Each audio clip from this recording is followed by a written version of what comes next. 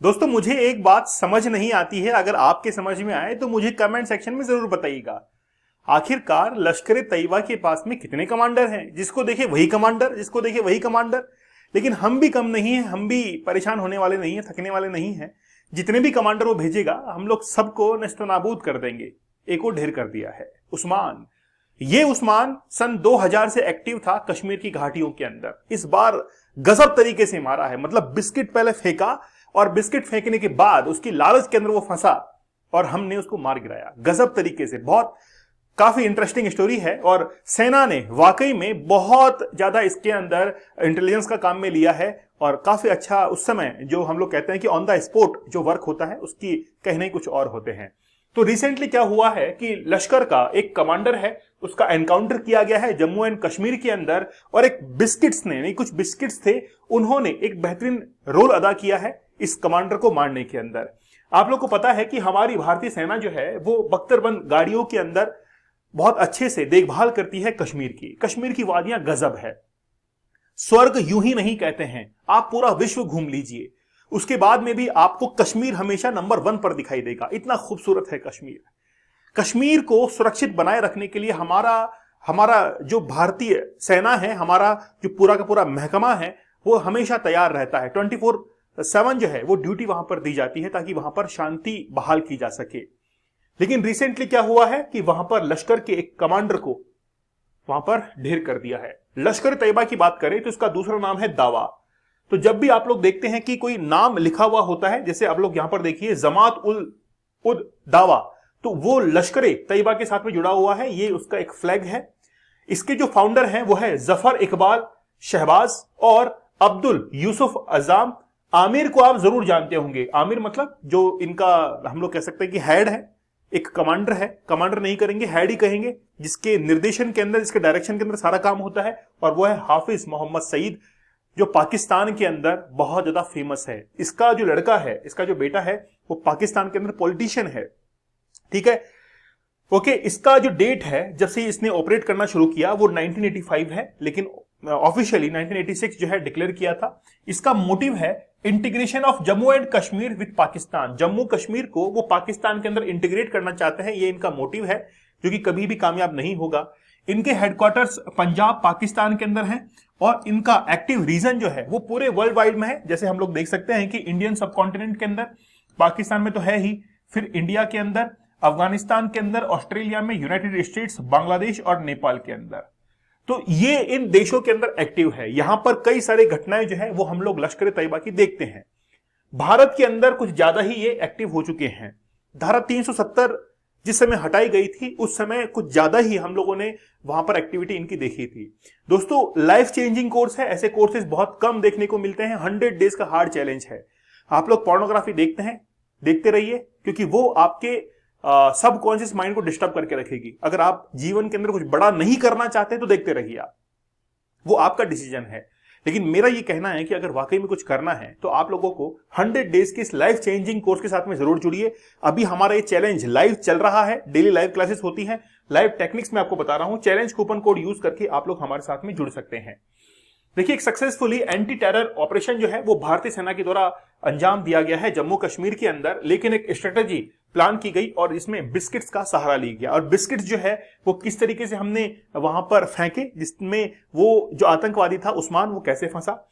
ये घटना श्रीनगर की है। श्रीनगर के अंदर एक हैमर, एक छोटा सा एक हम लोग कह सकते हैं कि कस्बा है, वहीं पर सुबह लगभग 5 बजे के आसपास नमाज पढ़ने से पहले इस घटना को अंजाम दिया गया। ये जो व्यक्ति आप लोग देख रहे हैं ये उस्मान लश्कर तैयबा का कमांडर है। सन 2000 के अंदर ये कश्मीर की घाटियों में काफी एक्टिव था। फिर ये पाकिस्तान चला गया, पाकिस्तान में इसने ट्रेनिंग ली और वापस से 2013 के अंदर इसको कश्मीर की घाटियों में देखा गया था। रिसेंटली क्या हुआ है वो मैं घटना आप लोग को बताता हूं। लेकिन ये फोटो जो आप लोग देख रहे हैं ये आज से 23 साल पहले की है। 23 साल के बाद में थोड़ा सा इसका हुलिया जो है वो बदल चुका होगा। लेकिन एक्चुअली मैं आपको घटना जो है उसको बहुत अच्छे से आइडेंटिफाई करवाता हूं। ये कश्मीर की कुछ गलियां हैं। अब कश्मीर की गलियां, श्रीनगर की जो गलियां हैं वो काफी तंग गलियां हैं। जब आप लोग इनके शटर्स के ऊपर देखेंगे, यहां पर जो दुकानों के शटर हैं वहां पर अभी भी गोलियों के निशान आप लोगों को देखने को मिलेगा। क्योंकि रिसेंटली जब मैंने कश्मीर विजिट किया था तो श्रीनगर के अंदर मैंने सुबह लगभग 5 बजे के आसपास मैंने श्रीनगर की गलियों को देखा था। उस समय जो हमारा गाइड था उसने बताया था कि हर शटर के ऊपर, दुकान की हर शटर के ऊपर गोली का निशान देखने को मिलेगा।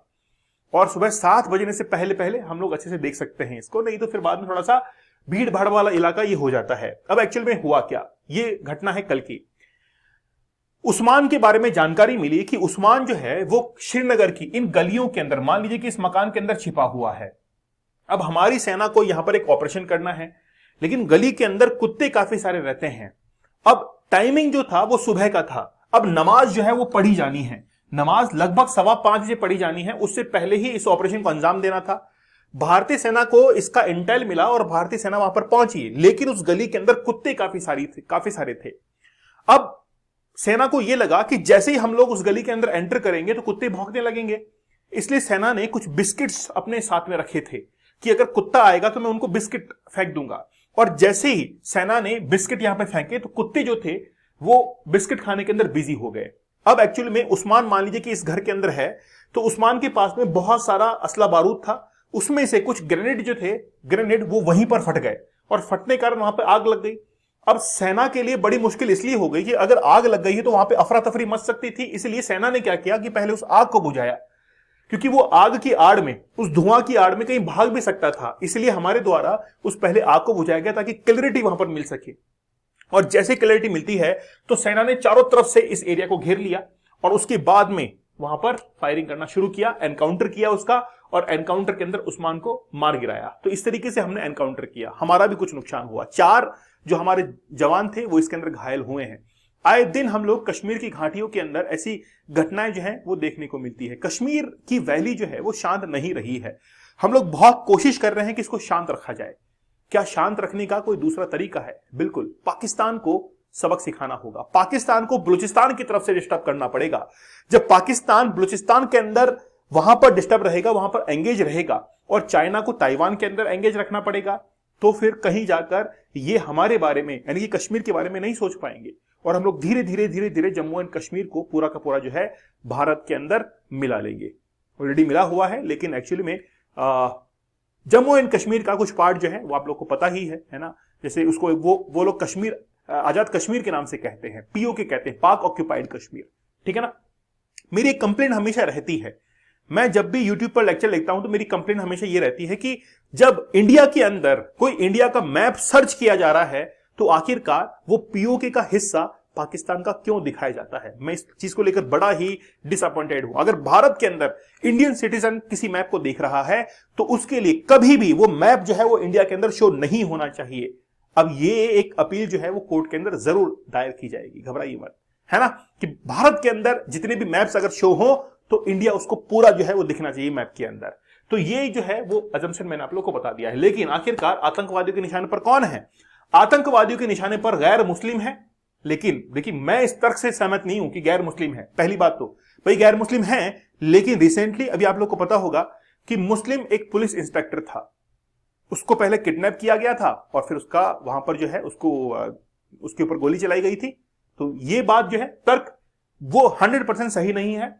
खासकर कश्मीरी पंडित भी, बीजेपी के कार्यकर्ता और स्थानीय निकाय में चुने हुए लोग, ठीक है ना, जम्मू कश्मीर पुलिस के जवान और अधिकारी, दूसरे राज्यों से कश्मीर में आकर काम करने वाले जो लोग हैं, मैं इस तर्क से बहुत अच्छे से सहमत हूं कि हां, दूसरे राज्यों से जो कश्मीर में आकर काम करते हैं, खासतौर पर बिहार एंड यूपी के, वो उन लोगों को टारगेट किलिंग के तहत जो है वो मारा जाता है। ऐसा देखने को मिलता है अक्सर कश्मीर के अंदर कि जो वहां पर काम करने के लिए आए हैं उनको टारगेट किलिंग वहां पे की जाती है। तो अब सॉल्यूशन बस यही है कि इनको जितने भी आते हैं मारो, इनको इनके ऊपर वार करना पड़ेगा, तब जाके धीरे धीरे जो है वो ये शांत हो जाएंगे। चलिए, आप लोग हमारे 100 डेज के चैलेंज साथ में जरूर जुड़िए। चैलेंज कूपन कोड आप लोग को यूज करना है और इसके साथ में आपको डिस्काउंट प्राइस में अवेलेबल हो जाएगा। लाइफ चेंजिंग कोर्स है, बहुत कम ऐसे कोर्सेज देखने को मिलते हैं। 100 दिनों का चैलेंज आप अपने आप से लीजिए और किसी भी एग्जाम को आप क्रैक कर सकते हैं, किसी बिजनेस को ग्रो कर सकते हैं। वाकई में इससे विल पावर आपकी इंक्रीज होगी और पोर्नोग्राफी देखने की आदत आप लोग की छूट जाएगी, ठीक है ना। चलिए, ओके, आप लोग चाहें तो 175 डेज का भी हार्ड चैलेंज ले सकते हैं। हम लोग 100 डेज यहां पे कर रहे हैं और 75 डेज यहां पे आप लोग कंप्लीट कर सकते हैं। जीके जीएस का हमारा एक बैच है, इसमें वन डे एग्जाम्स के लिए हम लोग अभी जो चल रहा है वो हिस्ट्री चल रहा है और हिस्ट्री को हम लोग कवर कर रहे हैं। इसके बाद में हम लोग इकोनॉमिक्स को, साइंस को कवर करेंगे। चलिए मिलते हैं आप लोगों से अगले सेशन में, तब तक के लिए धन्यवाद। Thank you. जय हिंद।